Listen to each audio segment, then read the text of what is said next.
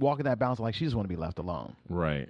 But she keeps getting pulled into some mess. I loved Jessica Jones. So next up, we got Collateral. Season 1 came out March 9th. I have not seen this yet, but I am looking forward to checking it out. I haven't seen it. The description says, investigating the murder of a police delivery man, a London detective uncovers a tangled conspiracy involving drug dealers, smugglers, and spies. That sounds pretty damn good. So I'm looking forward to trying that out. Love, Season 3, March 9th. We talked about this a little bit before the show started. I watched this show. Pip, you said you started the first season and then bailed on it. I saw all of season 1, and I don't like them lead characters. Right. I just don't enjoy them. I don't care about what happens to them. Which we totally agreed on. I don't think that the lead characters are very likable either. And but for some reason the show works for me. I like the show. I'm on the 3rd season, and I have, as a little bonus, those of you who remember the prior incarnation of the Shiznit show with my buddy Damon the Weasel Stanifer, he was on Love season 2 on the penultimate episode. I'm not mad about that. Huh? What'd you say? So I'm not mad about that. Yeah. So I have a little monologue here with his scene for you guys. So check this out. Here you go, Wheezy.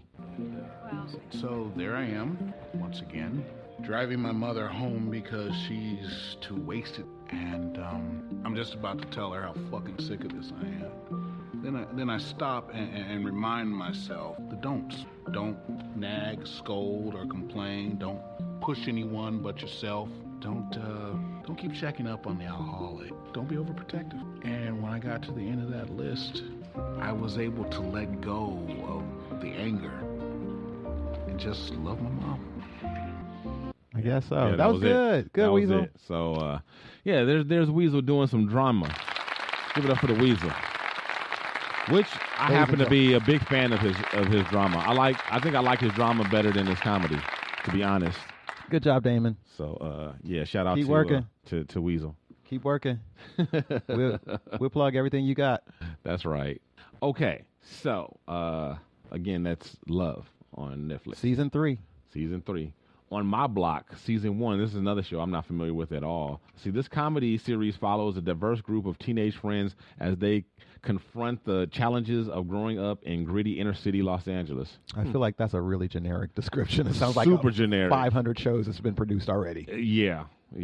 But I feel like I want to check it out just because it's, inner city of Los Angeles. All right. Like they might be black. It's next week, so we'll find out what's up. Yeah, exactly. Alexa and Katie, Season 1, March 23rd. Haven't heard of this. Me either. A funny and heartwarming show about two best friends eagerly anticipating the start of their freshman year of high school. That kind of sounds funny already, actually. The Santa Clarita Diet, Season 2, March 23rd. That's all right. I like it. I didn't dislike it or like it. I'm in the middle on that one. Right. I watch it. And I like it. And this is one of those shows that, remember I was just saying, like, there's some shows I watch that don't really make me laugh, but I like them anyway. Mm-hmm. This show doesn't really make me laugh. It is a comedy. It's humorous. It's a comedy. It's humorous. It's also like a comedy horror, which I'm not a fan of mixing comedy and horror. I usually like my comedy and my horror separate. I don't usually like them combined. But every now and then there's a show that does it where I still like the show. This, the other, Ash, the Grateful Dead or whatever. I think it's... a Cinemax or Stars show, and this is one of them. And like it's not particularly funny, but I don't know if I like Timothy Olyphant and I like Drew Barrymore. So you got two strong leads there. I like the kids, and I do. I like the cast. So that might be why. And it's entertaining. Like I like the neighbor kid. I like the daughter. Yeah, it's entertaining and it's amusing, and I like it. It's like I said, it's not the greatest thing in the world, but I watched Season 1 and I'll watch Season 2. It'd be, at the bottom of my to-watch list, but I still want to watch it. So there you go. A series of unfortunate events. I can't wait. Couldn't get into it. I loved it. Really? I didn't like it at all. I couldn't even get through the first episode. It was totally not what I thought. Oh, I loved it. It's not what I thought either, and I thought in a good way. Right. So that's my cup of tea. Dark, weird storyline. Yeah, see, I don't do weird good. I just discovered that about myself. I don't like I can do weird, but it has to be like going somewhere or be believable or fathomable. Like, no, this is if I feel fairy like tale books. If I feel like things are being like Atlanta, I don't like Atlanta because love Atlanta. To me, I feel like he's going out of his way to be quirky or weird. And there's things going on that doesn't make sense to me, and I don't buy it. And I don't like weird for the sake of being weird. I think that's like a mix between like reality and cartoon. Yes. And if you can do it and get away with it, I like it. And that's what Atlanta is. Like the first episode of Atlanta, Florida, man, I thought was great. And it took me a second to get into it. I was like, I don't know if this is going to be as good. It don't seem as good as the first. Then I'm like, okay, this is hilarious. And Cat Williams was on it. So yeah, I could not get into it. I wanted to like it, but nope. Okay, Luke Cage is coming out season 2, June 22nd. I always like me some black superheroes. Dogs of Berlin, another Berlin show. What's up with that? Because America's like Berlin was pre-war now, as fascism rises. I think that is like influencing people. It's very similar. Like pre-war Berlin was, drag queens and free society and free thinkers, and then the economy turned, and then everybody hated the Jews, and we had Hitler. Okay, so this one's a political, a politically sensitive murder forces two desperate detectives into a battle with the Berlin underworld, and the confrontation with their own corruption. That's interesting. I might check that one out. Politically sensitive murder. Yeah. Right. Okay. Yeah. Now, I can do politically sensitive murder. I don't care for political dramas though. Like I'm not into the one that Kevin Spacey thing. Yeah. That got canceled. House of Cards. Yeah. The West Wing. Yeah. That kind of stuff. No, I don't like that kind of me either. stuff. Okay. Let's see. Insatiable. I always think of the Prince song. That's what I do too. One of the greatest songs of all time. If you guys don't know about that song, Google you need to Google that bitch. Google that bitch. That song. Yeah. If you guys still, let's see. I guess you don't make the slow jam CDs anymore. They're like playlists. Oh, that's a good one. You need to put that on your play. That was at the top of my. I had like three Prince songs on my slow jam CD. That's a good one. But yeah, Insatiable. Oh my god. I think of that as the head song. That's an incredible song. Okay, Insatiable. The description is, in this darkly comedic series, a disgraced civil lawyer turned beauty pageant coach takes on a vengeful bullied teenager as his client. Okay. You know what? It made me laugh. I was going to say, it sounds like something you'd be into. Now, this next one is like something I'm looking forward to. Lost in Space reboot. Did you see The Robot? I have not seen The Robot. Okay. Now, I'm looking forward to this. The original Lost in Space was before my time. I remember seeing a couple of episodes here and there as a kid.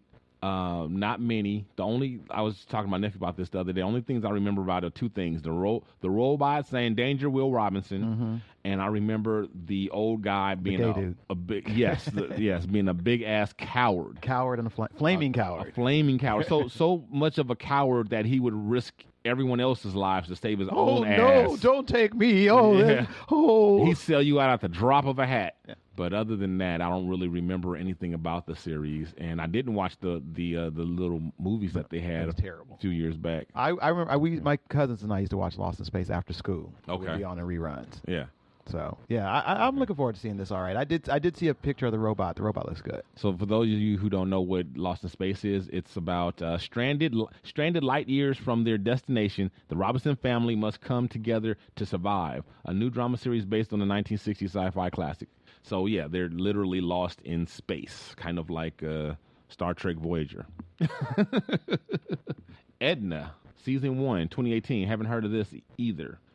Description: revenge, passion, and dark secrets push a successful fashion designer and single mother to her limits when she meets a handsome young immigrant. This sounds like it might be up my wife's alley. Really? It's good. I fell asleep while you was reading that description.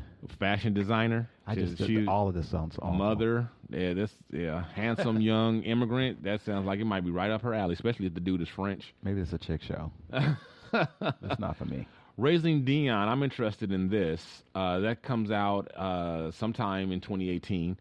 A single mom must hide her young son's superpowers to protect him from exploitation while investigating their origins and her husband's death. And his name is Dion, so you know he's black. I was just thinking that. I'm like, ooh, another black superhero. Right? And this was a little boy. So I'm here for this. I'm ready for raising Dion. I'm excited for that one. I knew a Dion growing up, black, obviously. Now he's grown up. He's a hairdresser. He got superpowers. He can make some naps into something fabulous. Well, I knew some Dion girls and Dion boys, but they were all black. The Mechanism, Season 1. This fictional drama series is loosely inspired by an investigation of alleged corruption in private and state oil and construction companies in Brazil. It sounds like a snoozer. Mm-hmm. Even the name doesn't sound appealing. The Mechanism. What the? Are you kidding me? Like, should have named it the Thingamabob. The Umbrella Academy. What's that? A dysfunctional family of superheroes comes together to solve the mystery of their father's death, the threat of the apocalypse, and more. Sounds like a comedy. Yeah, it sounds like it might even be animated. I guess they would say it if it was animated, though. Probably. Yeah, probably. That's interesting. I'll check that out. I'll definitely check that out. Superhero stuff, you know me. Samantha, Season 1, 2018 at some point. A child star in the 80s. Oh, yeah, Samantha clings to the fringes of celebrity with hilarious harebrained schemes to launch herself back into the spotlight. This reminded me, Sounds like a comeback. To me, it reminds me of like a modern day, like I Love Lucy, kind of. Okay. I was like, it sounds like the comeback or like BoJack Horseman. So, it's like we already had this show. Yeah, I don't know. I didn't watch either one of those, so I'm interested in this one. The Comeback is one of my favorite HBO comedies they ever did. The Good Cop. It doesn't sound terribly unique or anything or appealing, but I'm going to check it out just because it's starring Tony Danza. And he must be Tony Sr. So Netflix description: honest cop Tony Jr. gets advice from his unscrupulous father, retired NYPD officer Tony Sr., in everything from handling criminals to handling women. I hope it's a comedy. So I think it is. I think it's a comedy. So So Tony Danza in the comedy. Yeah, I'm looking forward to checking that out. The Ballad of Buster Scruggs. Scruggs? Oh, yeah, my bad. Ballad of Buster Scruggs, miniseries, 2018. Oh, this is from the filmmaker brother duo Joel and Ethan Coen. I like them. I like them, too. I won't watch this, though. I haven't heard of this, but just on the strength of it being Joel and Ethan Coen, being a Coen Brothers production, I'm going to watch at least 1 or 2 episodes, just on the strength. For me, it's only 6 parts. They earned that from me, so saddle up for 6 tales about the American frontier. Oh, I like American frontier type stuff too. From the unique minds of Joel and Ethan Coen, who wrote and directed this anthology. Oh yeah, I'm excited for this. The American frontier part is the part that I'm like, no, thanks.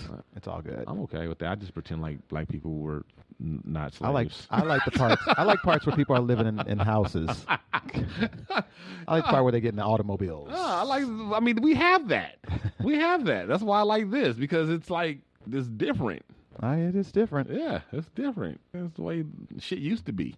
And like sometimes I imagine like, could I like hack it? You know what I mean? Life back then, what it would be like. No thanks.